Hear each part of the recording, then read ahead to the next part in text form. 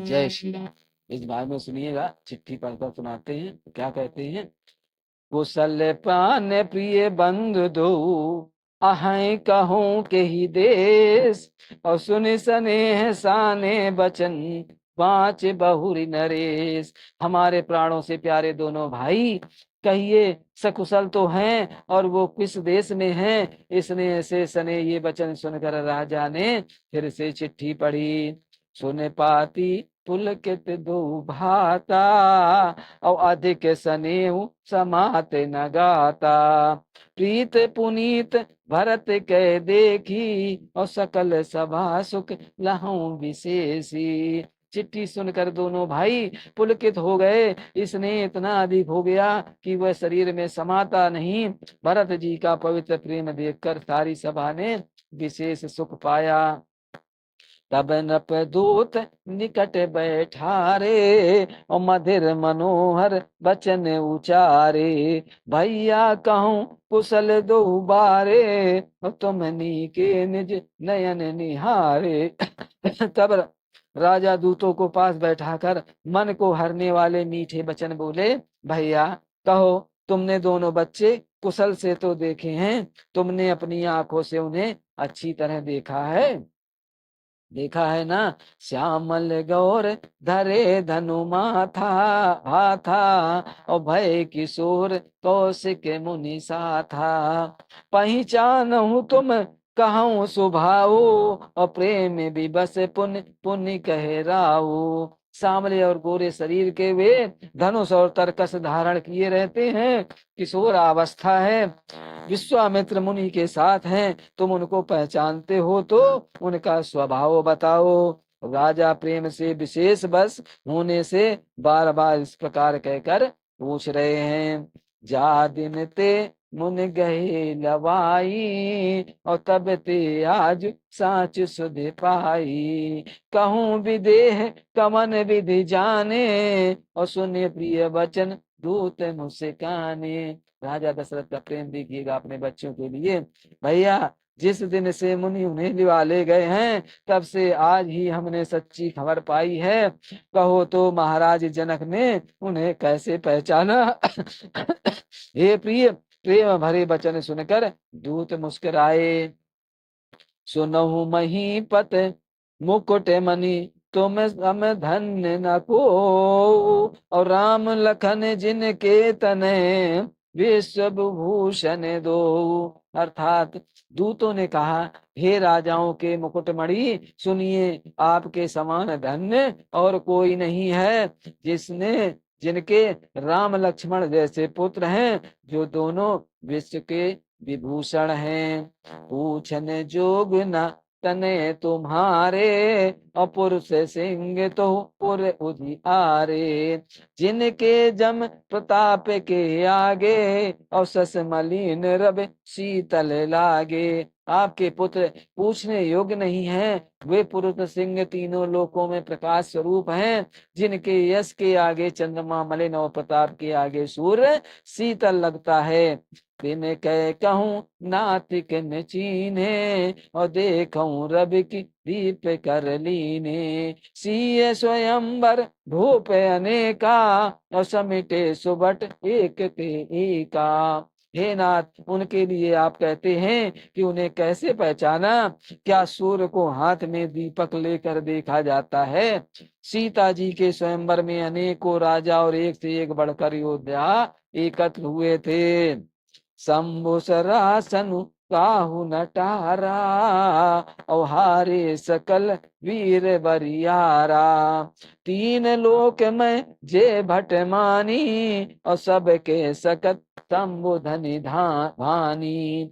परंतु शिव जी के धनुष को कोई भी नहीं हटा सका। सारे बलवान वीर हार गए। तीनों लोकों में जो वीरता के मानी थे, शिव जी के धनुष ने सबकी शक्ति तोड़ दी। सकई उठाई सरासुर मेरू, और सोई यही हार गयऊ कर फेरू। जही कौतिक शिव शैल उठावा, और सो दे तेई सभा पराभव पावा। बाणासुर जो सुमेर को भी उठा सकता था, वह भी हृदय में हार कर परिक्रमा करने चला गया और जिसमें खेल से ही कैलाश को उठा लिया था, वह रावण भी उस सभा में पराजय को प्राप्त हुआ। तहाँ राम रघुवंश मणि सुनई महामहिपाल, और भंजहु चाप प्रयास बिने जिम गज पंकज नाल।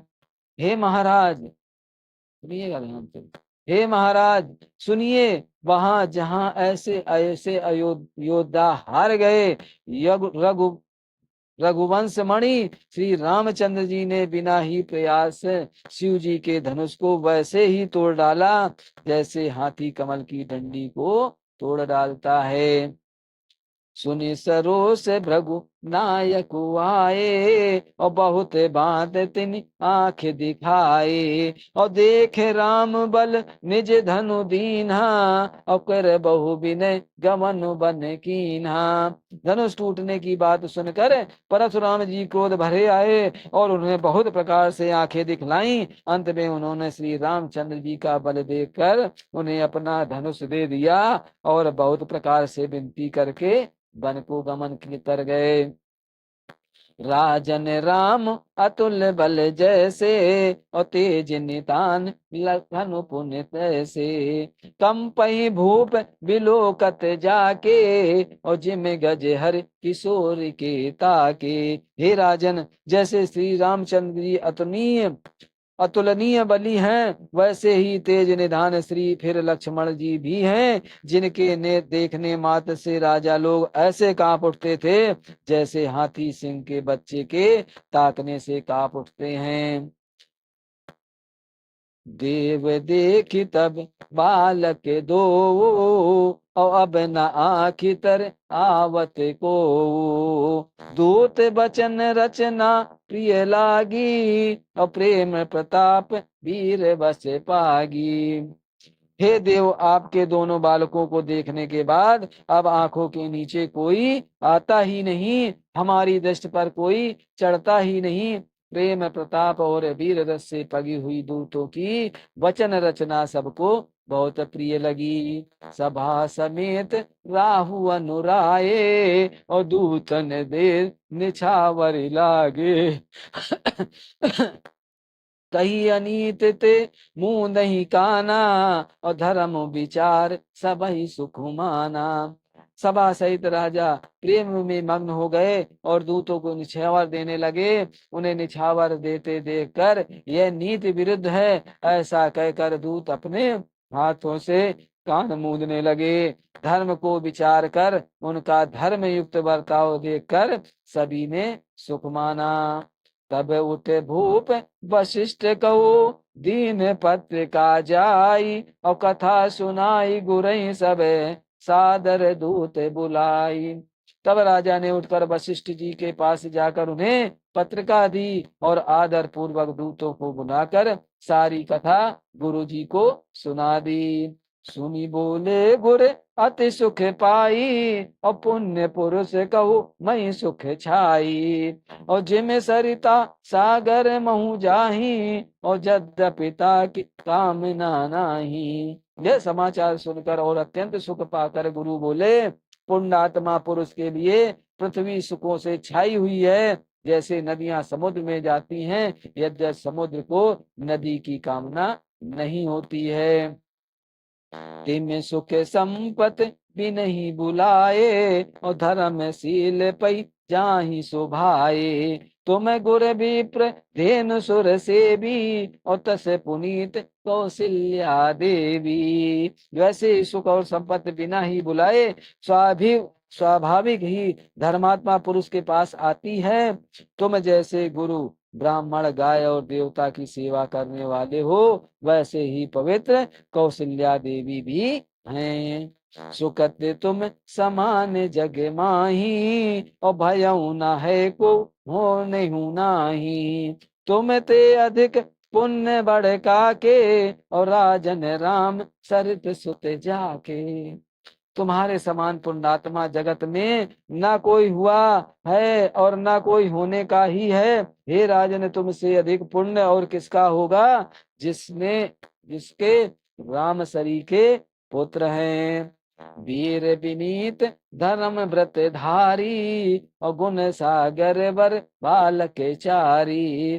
तुम कहूँ हर्ष काल कल्याणा, और सजहूँ बरात बजाई निशाना।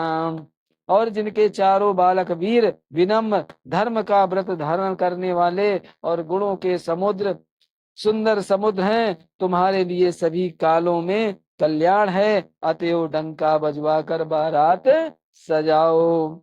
चलहूँ बेग सुर गुर बचन, भले ही नाथ सिरुनाई। और भूपति गवने भवन तबे, दूतन बासुदी बाई। और जल्दी चलो, गुरु जी के ऐसे वचन सुनकर हे नाथ बहुत अच्छा कहकर और सिर नवाकर तथा दूतों को डेरा दिलवाकर राजा महल में गए। राजा सब रनिवास बुलाई, और जनक पत्रिका बाच सुनाई। सुनि संदेश सकल हर्षानी, और अपर कथा सब भूप बखानी। राजा ने सारे रनिवास को बुलाकर जनक जी की पत्रिका बांचकर सुनाई। समाचार सुनकर सब रानियां हर्ष से भर गईं। राजा ने फिर दूसरी सब बातों का जो दूतों के मुख से सुनी थी वर्णन किया। प्रेम प्रफुल्लित राज ही रानी, और मनहु सिखन मुनि वार देवानी। मुदित आशीष देहि गुर नारी, और अति आनंद मगन महतारी। प्रेम से प्रफुल्लित हुई रानियां ऐसी सुशोभित हो रही हैं जैसे मोरनी बादलों की गरज सुनकर प्रफुल्लित होती है। बड़ी बूढ़ी अथवा गुरुओं की स्त्रियां प्रसन्न होकर आशीर्वाद दे रही हैं। माताएं अत्यंत आनंद में मग्न हो रही हैं। ले ही परस्पर अत प्रिय पाती, और हृदय लगाई जुड़ा मई छाती। राम लखन के कीरत करनी, और बारही बार भूप बर बरनी। वह अत्यंत प्रिय पत्रिका को आपस में लेकर सब हृदय में लगाकर छाती शीतल करती हैं। राजाओं के श्रेष्ठ दशरथ जी ने श्री राम लक्ष्मण की कीर्त और करनी का बार बार वर्णन किया। मुनि प्रसाद कही द्वार सिधाए, और रानी तब महिदेव बुलाए। दिए दान आनंद समेता, और चले विप्र पर आशीष देता। यह सब मुनि की कृपा है ऐसा कहकर वे बाहर चले आए। तब रानियों ने ब्राह्मणों को बुलाया और आनंद सहित उन्हें दान दिए। श्रेष्ठ ब्राह्मण आशीर्वाद देते हुए चले। जाचक लिए हकार दी हाकर दीन, और निछावर कोटि विधि। और चिर चिव जीव सुत चार, चक्रवर्ती दशरथ के। फिर भिक्षुकों को बुलाकर करोड़ों प्रकार की निछावरें उनको दी।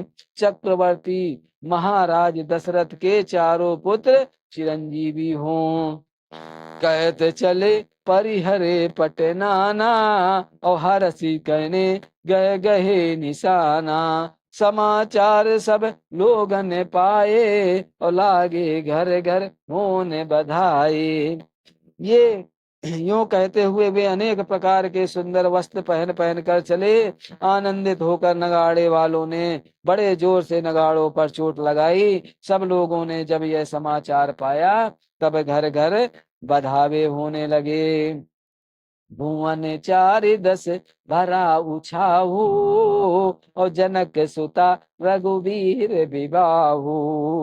सुन शुभ कथा लोग अनुरागे, और मग मग गली संवारने लागे। अर्थात 14 लोकों में उत्साह भर गया कि जानकी जी और श्री रघुनाथ जी का विवाह होने वाला है, विवाह होगा। यह शुभ समाचार पर कर लोग प्रेम मग्न हो गए और रास्ते घर तथा गलियां सजाने लगे।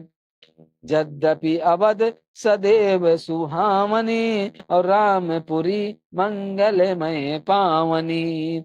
तदप प्रीति के प्रीत सुहाई, और मंगल रचना रची बनाई।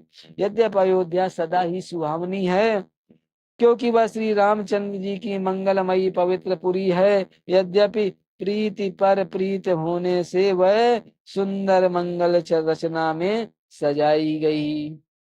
ध्वज पताका पट चमाचर चामर चारू, और छावा परम विचित्र बचारू।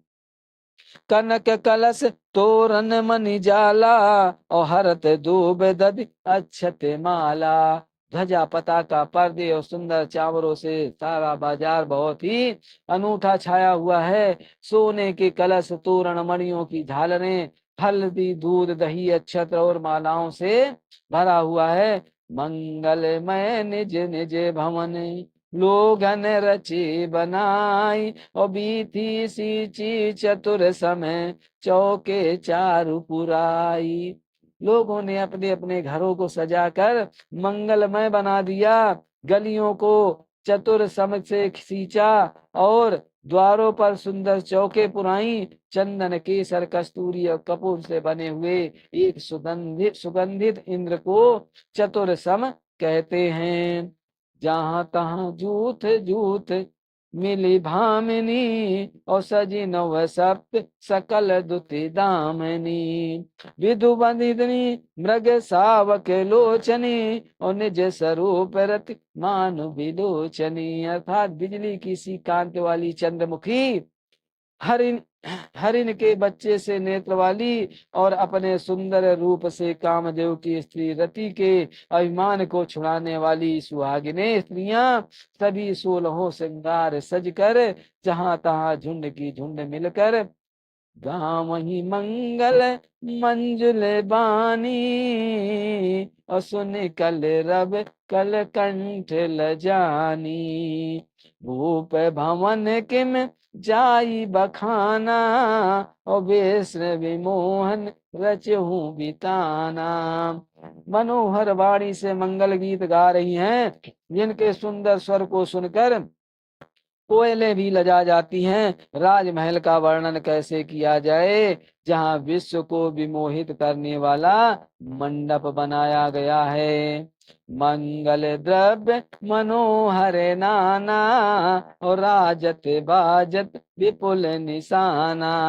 कतहु विरधि बंदी उच्चारई, और कतहु वेद धुन भूसर करही भूसुर करही। अनेकों प्रकार के मनोहर मांगलिक पदार्थ सुशोभित हो रहे हैं, और बहुत से नगाड़े बज रहे हैं। कहीं भाट विरुदावली की कुल कीर्ति का उच्चारण कर रहे हैं, और कहीं ब्राह्मण वेद ध्वनि कर रहे हैं।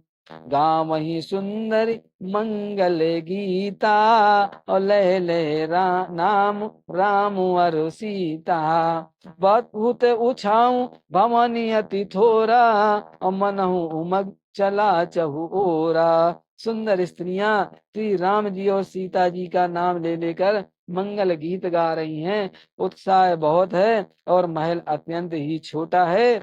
इसमें उसमें ना समाकर मानो वह उत्साह आनंद चारों ओर उमड़ रहा है। जय श्री राम।